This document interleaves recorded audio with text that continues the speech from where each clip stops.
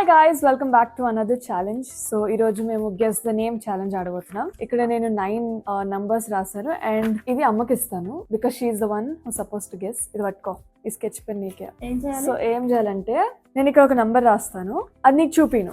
Okay, so ఇది నేను చూస్ చేసుకున్న నంబర్. నువ్వు నేను ఏ నంబర్ చూస్ చేసుకున్నానా అని గెస్ చేసి అక్కడ రాయాలి. 4 నంబర్స్ కట్ చేస్తే 5 నంబర్స్ మిగులుతాయి కదా. ఆ 5 నంబర్స్ ఈ ఫస్ట్ సర్కిల్ లో రాస్తావు. ఈ 5 నంబర్స్ లో మళ్ళీ నువ్వు 2 నంబర్స్ కట్ అవుట్ చేయాలి. ఆ 2 నంబర్స్ కట్ అవుట్ చేస్తే 3 నంబర్స్ ఉంటాయి. ఆ 3 నంబర్స్ ఈ సెకండ్ సర్కిల్ లో రాసి లైక్ మిగిలిన 3 లో నేను ఫైనల్ గా ఏది చూస్ చేసుకున్నాను అనేది ఈ చిన్న సర్కిల్ లో రాయాలి. Okay, that's the challenge. Try చేస్తా. యా, సో నేను అనుకుంటున్న నంబర్ వచ్చేసి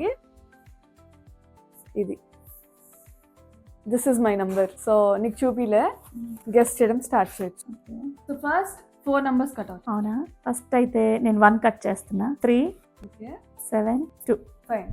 సో నువ్వు మిగిలిన నంబర్స్ వచ్చేసి 4, 5, 6, 8 and 9. వీటిలో ఇప్పుడు నువ్వు 2 నంబర్స్ కట్ అవుట్.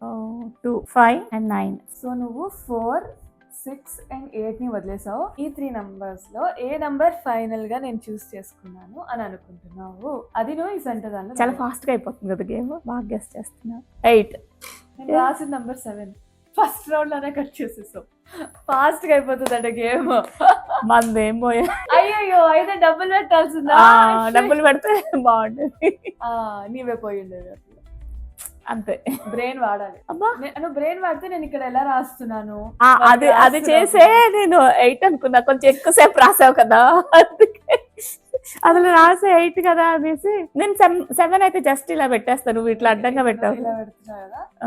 సర్కిల్ కి అంత సర్కిల్ కూడా గీసావు కదా, నన్ను కన్ఫ్యూజ్ చేసావు. అందుకే 8 ఒక సర్కిల్ గీసినట్టు అనిపించింది అనమాట. 9 గానీ 8 గానీ సర్కిల్ ఉంటది కదా, అందుకని సో 8 అనుకున్నా నేను. అంతే.